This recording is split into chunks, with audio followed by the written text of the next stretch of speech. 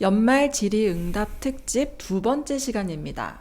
오늘 가장 궁금해할 질문들이 네 가지가 준비되어 있는데요. 순서대로 가보도록 하겠습니다.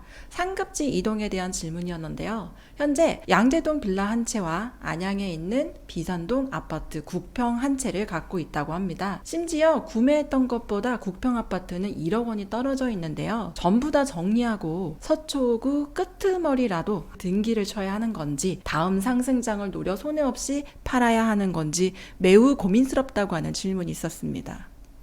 사실 저도 여기까지만 들어서 답을 내리기가 굉장히 어려웠었어요. 왜냐하면 양재동에 빌라가 하나 있다 하셨고 안양에 아파트가 하나 있다 하셨는데 그 안양 아파트 이름은 제가 봤는데 그렇게 썩 와닿는 아파트 이름은 아니었어요. 그러면 이걸 굳이 가져갈 필요는 없겠는걸 이런 생각이 들었고, 왜냐하면 특히나 지금 평촌은 재건축 들어가고 있기 때문에 안양의 엄청난 재개발 분위기와 일기 신도시인 평촌의 재건축 분위기가 진행이 됐을 때 제가 잘 모르겠는 아파트 이름을 딱 듣는 순간 이거를 가져갈 이유는 그닥 없잖아가 돼버립니다. 지금 안양은 이런 상황이라는 걸 명심하셨을 때 지금 가장 큰 문제는 뭐냐, 산 금액에서 1억 원 정도 내려가 있다. 이 결정을 어떻게 해야 되는 거냐, 이게 지금 핵심인데, 언젠가 오를지도 모른다는 희망 고문이야말로 굉장히 힘든 결과를 가져옵니다. 예전에 이 얘기 한번 했던 것 같은데요. 제가 2008년도에 거제도에 있다가 서울로 발령이 나서 올라왔는데 저희 팀원 전부 다가 서울로 이동하는 바람에 가족을 두신 분들이 다 같이 갑자기 서울로 올라와서 평생 서울 근무란 생각도 안 해봤던 정말 경상도 그 자체인 분들이 서울로 올라와서 어떻게 해야 될지 모르겠어가지고 다들 먹어도 몰라 어물렁물렁 이러다가 일산에 집들을 사셨단 말이에요.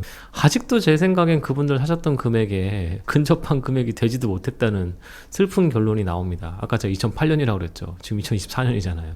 16년이 지났는데 과연 그분들 산 금액 근처에는 왔을까? 이런 생각이 들 수도 있다는 생각은 언제나 가지고 계셔야 됩니다. 이런 생각이 상당히 많은 분들에게 깔려 있어요. 그래서 2006년, 7년, 8년 이럴 때 집 사신 분들이 2013, 14, 15, 16 이럴 때 절대 다시 안 샀죠. 절대 다시 안 샀습니다. 집은 무조건 망하는 거라고. 그랬다가 크게 망했죠. 그래서 지금 이 고민이 시작이 되는 거예요. 기다리다 보면은 손실난 거 정도는 메꿔주지 않을까? 근데 이렇게 생각을 하고 계시는 분의 마음속은 뭐가 있느냐, 싹 정리해가지고 서초구 끄트말이라도 뭔가 사야 되는 거 아니냐. 그 끄트말이라는 단어도 또 문제가 있는 겁니다. 살 거면은 끄트말이를 사면 안 되는데 왜 지금 끄트말이라는 말씀을 하실까?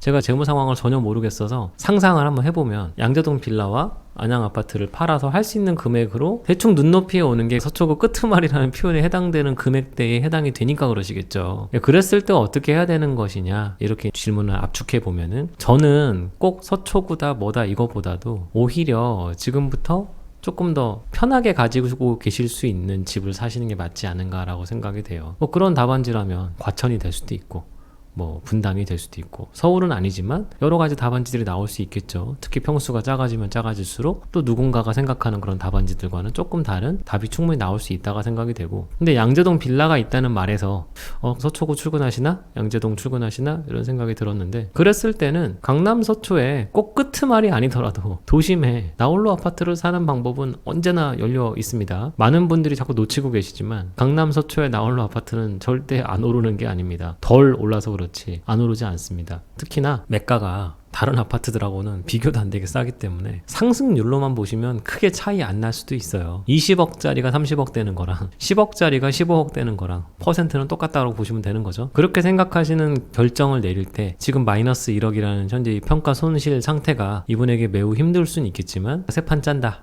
이런 관점에서 본다면은 저는 과감하게 해보는 것도 맞다 생각이 됩니다. 근데 여기서 정보가 상당히 불충분하니까 지금 현금 여력이라거나 아니면 다른 결정이라거나 이런 것들이 더 더해지면은 좋은 답을 내는데 훨씬 더 편해지겠죠. 그렇기 때문에 저희 인베이드 투자자문이 필요하다, 이렇게 생각합니다. 서초구 안에서도 동에 따라 단지 규모에 따라 여러 가지 선택지들이 많이 있을 테니까요. 인베이드 투자자문의 문을 두드리시면 답을 드리도록 하겠습니다. 두 번째 질문입니다. 24년에 입주한 강남 신축 국평에 에서 실거주를 채우고 있는데요. 다음번 목표를 상급지 재건축 대형으로 갈아타는 게 어떨까 생각을 하고 있는데, 거거익선도 맞는데 요즘에는 신축이 더 좋은 거 아닌가? 그럼에도 불구하고 구축이지만 재건축이라면 한번 도전해 볼 만한 것인가에 대한 질문입니다. 이거는 가족 간의 동의가 필요합니다. 강한 동의가 필요합니다. 동의 안 하고 하셨다가는 가정 파탄급이라고 생각을 하고 있습니다. 지금 강남에서도 심지어 신축에 사신다고 하셨잖아요. 지금 국평 이런 거 중요한 거 아닙니다. 강남에서 신축에 살고 있는 거 하나만으로도 엄청나게 상류층의 삶을 살고 있다라고 보셔도 무방합니다. 왜냐면 강남에 거주하시는 분들 중에 신축에 사시는 분이 몇이나 되겠어요. 특히나 이게 강남구로 한정을 지어보면 서초에야 반포 신축이라도 잔뜩 들어왔지. 강남에는 개포동 일부를 제외하면 신축 구경을 해본 지가 벌써 10년이 넘어가고 있어서 압구정 분들은 뭐 40년 넘어가기 시작을 하는 거고, 대치동만 해도 우선미, 우쌍쌍 벌써 지금 40년 다 돼가는 거 아십니까? 이런데 대부분 살고 계세요. 진짜 20년차 아파트만 살아도 신축 사는 분들 같은 느낌이 든다고요. 이러다 보니 신축 아파트에서 실거주를 채우고 계시는 수많은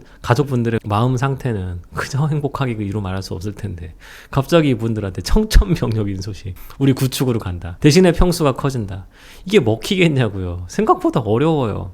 특히나 주차만 한번 생각해 보셔도, 그동안은 아주 따뜻한 주차에서 겨울에도 얇은 옷 입고도 지하 내려가서 차 타고 어디 목적지 갔다가 돌아와서도 얇은 옷 입고 집에까지만 살짝 가면 약간 한기만 느낄 정도인 곳에서 이거는 바깥에 시베리아 한기를 그대로 몸으로 맞아야 되고, 이런 삶을 또 하라고요. 거기다가 소나무 밑에만 세워놓으시면 소나무, 진무더, 뭐 새도 마구 싸대 이런 것들이 강남인들의 일상인데, 그런 것들을 또 하라 이렇게 말하는 거, 여기다 더하기 아직도 구축 아파트 중에 몇몇 군데에서는 밀어야 되는 것들 꽤 많습니다. 저도 앞차 밀어본 적이 한두 번이 아닌데다가 겨울만 되면 눈 얼어가지고 제가 뜨거운 물 페트병에 한 3개 정도 들고 가가지고 운전선망 녹여서 빨리 운전하고 갔던 그런 경험들이 사실 엊그제 같은데, 그걸 또 해야 된다 이렇게 생각하면 정말 끔찍하죠. 제가 그래서 웬만하면 많은 분들한테 강남에서 신축 경험을 빨리 하면 빨리 할수록 인생의 최종 목적지까지 가는 길은 그저 험난할 뿐이다 라고 말씀을 드리고, 심지어 강남 신축도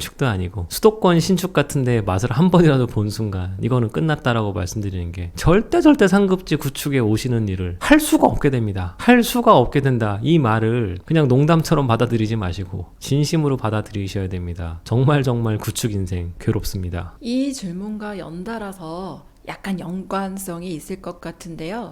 주복에 대한 질문이에요. 타워필리스나 분당에 주복이 생긴 지도 사실 한 20년이 지났거든요. 앞으로 주상복합 어떻게 진행될 거냐라고 물어봤는데, 앞서 얘기한 재건축 대형과 주복, 이거를 비교하면서도 답이 나오지 않을까 싶은데요. 의견 한번 주세요. 저희 대표적으로 주복 추천하는 곳 아니겠습니까? 제가 주복 강하게 추천드리는 사실 몇 안 되는 사람 중에 하나입니다. 그랬을 때 돌아오는 싸늘한 그런 시선들 있죠. 다 이겨냈습니다, 제가. 왜 이겨냈느냐? 제 생각은 틀리지 않았으니까요. 남들이 편견에서 비롯된 그런 차가운 시선 정도는 뭐 저도 조소로 날려줄 수 있는 거죠. 저도 뭐 썩소 이런 거 날리는 재주가 있습니다. 주상복합의 미래는 무엇인 거냐라고 생각했을 때 아직까지 그런 일은 없지만, 주상복합 거주자들께서 뜻을 좀 빨리 모으셔야 돼요. 뜻을. 이미 지금도 웬만큼 좋지만 우리 건물이 20년이 넘었으니 빠르면 25년, 늦으면 30년 차에는 우리 외관 좀 한번 바꿉시다 이런 얘기들을 하실 때가 됐다는 거예요. 하지만 이 주상복합이라는 게, 특히 강남이나 분당의 주상복합이라는 게 언제 지어졌는지를 생각해 보시면은 지금까지 왜 아무 일도 없었는지도 쉽게 상상이 됩니다. 지금 준공 20년 차를 맞이한 곳들이 많거든요. 10년 전을 한번 생각해 보시죠. 2002년부터 2004년도 정도까지, 2002 한일 월드컵 할 때 도대체 몇 살이었습니까? 지금 보고 계시는 분들, 시청자분들의 나이를 한번 떠올려 보세요. 웬만하면 학생들이었을 겁니다. 많은 분들은 대학생이었을 거고, 사회초년생이었을 분들도 계시고, 아니면 중고등학생일 분들도 계실 텐데, 그때 부모님이 산 집이에요. 그 집이 그때 부모님들이 산 집. 근데 그때 부모님들은 그때도 무지무지 잘 나가는 분들이 그걸 샀어요. 타워팰리스 미분양 났다고 막 하시는 분들이 있지만 그 미분양 잠깐이었고, 타워팰리스는 준공과 동시에 최고가였어요. 최고가. 마치 지금 나인원 한남이나 한남도일 못지않게 엄청난 호화로움을 자랑하는 곳이었다고요. 그때 막 로또가 시작이 됐었는데, 그때 로또 당첨되면은 어디 가서 산다고 그랬냐? 다 타워팰리스 타워팰리스 가서 산다고 그랬었어요. 타워팰리스는 로또 당첨자나 사는 곳이야 라고 폄하하던 분들도 있었지만, 그건 어디까지나 배 아픈 이즘의 발로였고, 그때도 엄청 잘 나가는 분들이 타워팰리스 분양을 받으셨거든요. 제가 타워팰리스 등기부를 상당히 많이 떼본 적이 있었는데, 그 제일 처음에 받은 분들 몇면을 보시다 보면 깜짝깜짝 놀랍니다. 제가 다 아는 분들이에요. 제가 친분 관계에서도 아는 분이 아니라 진짜 유명한 분들이라니까요. 평수가 커지면 커질수록 그 매매하셨던 분들의 이름을 다 알 것 같아요.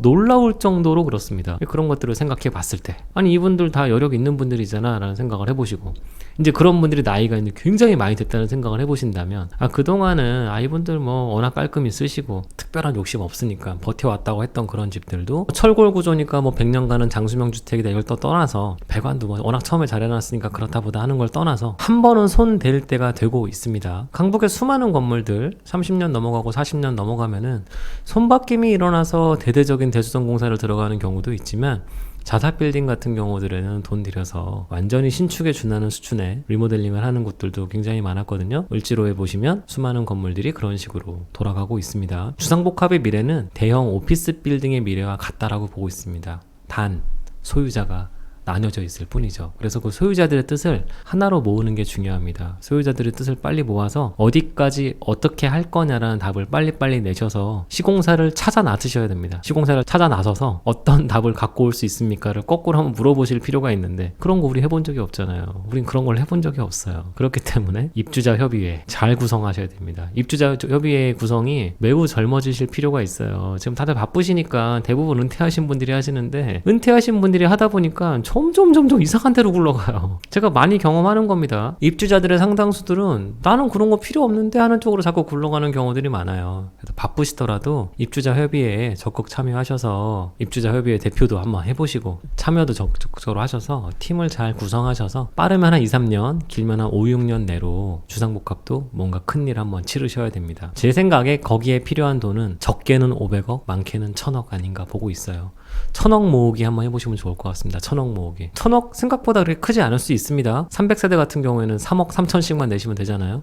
3억 3천 내서 20억 올려보겠다, 이런 생각을 가지고 움직이시는 것도 충분히 가능한 게 바로 주상복합이 되겠습니다. 주복을 살 때 가장 큰 걸림돌이 땅 지분이 적다라는 거잖아요. 그래서 그런 걱정을 할 때마다 제가 한마디를 드리거든요. 63빌딩 굉장히 오래됐는데 재건축하냐? 이 생각을 해보시면 참 좋을 것 같습니다. 그리고 마지막 질문 드릴게요. 많은 분들이 궁금해하실 것 같은데요. 우리 주택수 계속 줄여가는 거에 대해서 관심이 많은데, 이분의 질문은 수도권 2채를 가져가는 게 좋을 건지, 아니면 다 모아서 서울에 한 채를 가져가는 게 나은지에 대한 질문인데요. 여기서 기준은 서울 한 채도 중하급지 기준 일대의 질문이었습니다. 예산에 따라 되게 다를 텐데요. 어떻게 운영해야 될까요?